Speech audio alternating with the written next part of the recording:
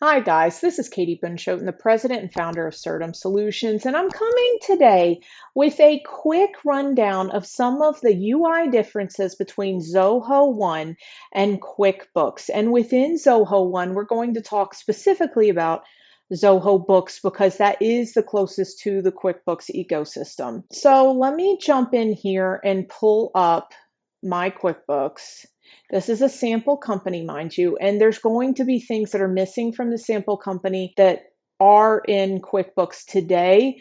I just noticed that on a prior iteration of one of these videos. I noticed that there was a feature I was going to talk about that doesn't actually show in the sample company quite yet. So we're just going to talk about that in theory.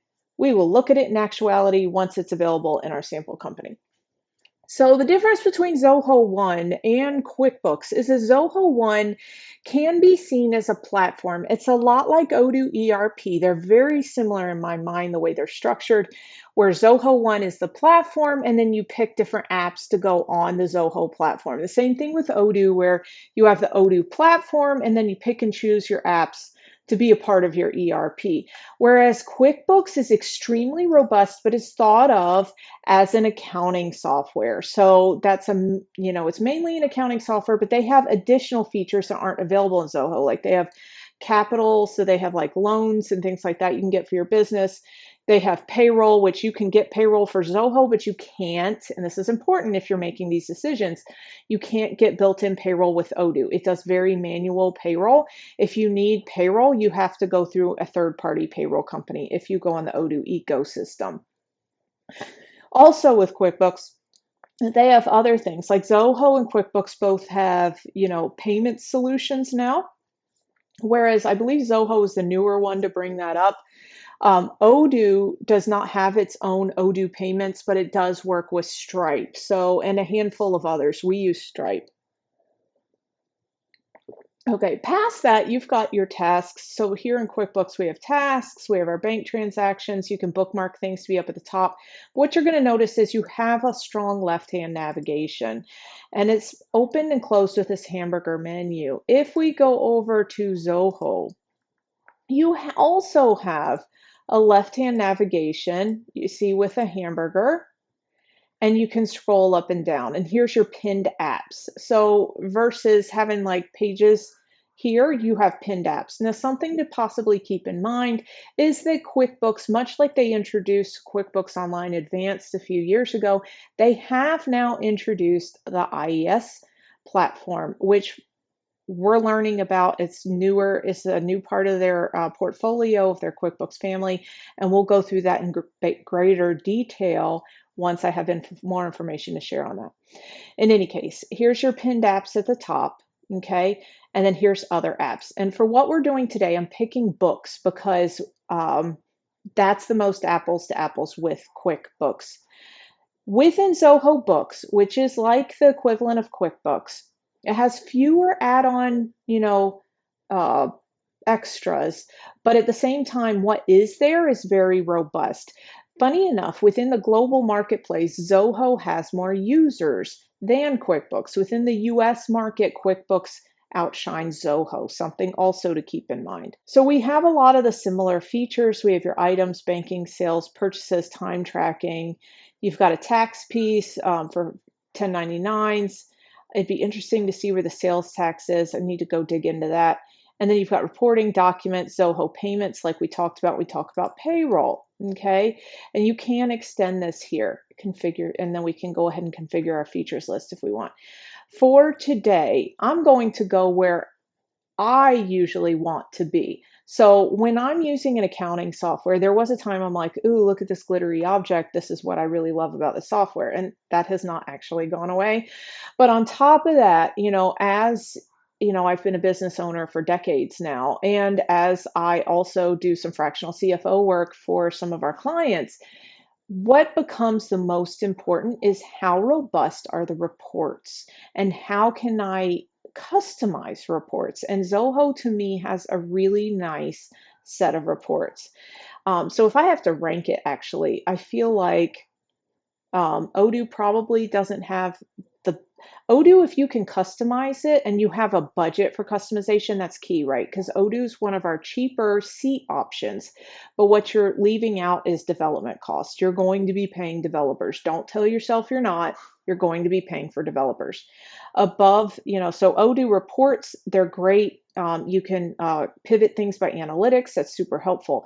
Above that, I believe, but if you're not really good at customizing things and you want something out of box, it's not going to be always the best fit for you.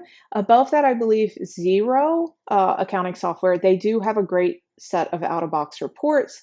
Above that, I would probably say it's kind of close to a tie between Zoho and QuickBooks in my mind, but I could be totally off kilter here. Okay. I like Zoho here because you have the business performance ratios. The feature I was mentioning that was not in that QuickBooks sample account were the KPIs, and that will roll in there. QuickBooks likes to roll out new features and groups.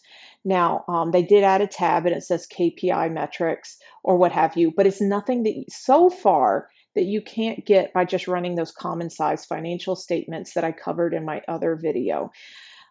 So underneath our business performance ratios, you can pick which ones you want to take a look at. Okay, so obviously there's no information in this file, but a net profit ratio right here, you can kind of take a look at that. You can take a look at an acid test, which is really helpful, a debt ratio, gross profit ratio. So you've got a handful of ratios you can do. Current ratio. So jumping over back to reports, you have your overview reports, you have your sales reports, you have your inventory reports, you have your receivables reports, you have, and so on. Okay. Instead of just calling these out, I can just scroll through these.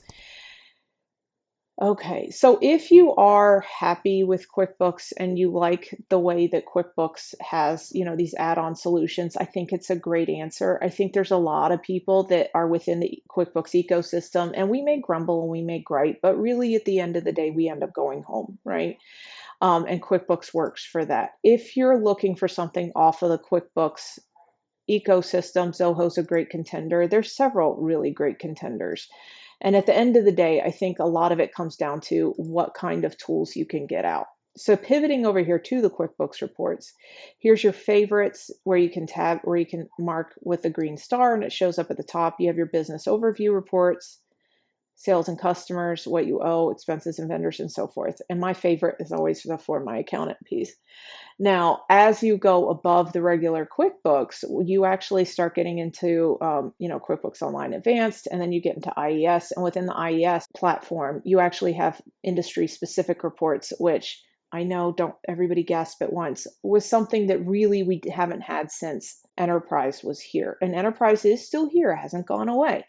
But I don't think anybody can argue with the fact that there's a lot of push towards the online ecosystem. And I think at some point within the next 5 years, people are going to end up mainly being with QuickBooks Online. And I say that as somebody who's worked with desktop up until very recently, pretty heavily in my career. So scrolling down here, you've got your standard reports, you have custom reports, management reports. All this is fantastic. It has a little bit of a different view to Zoho, but it kind of operates to me the same, and you can kind of create custom reports on the Zoho piece here.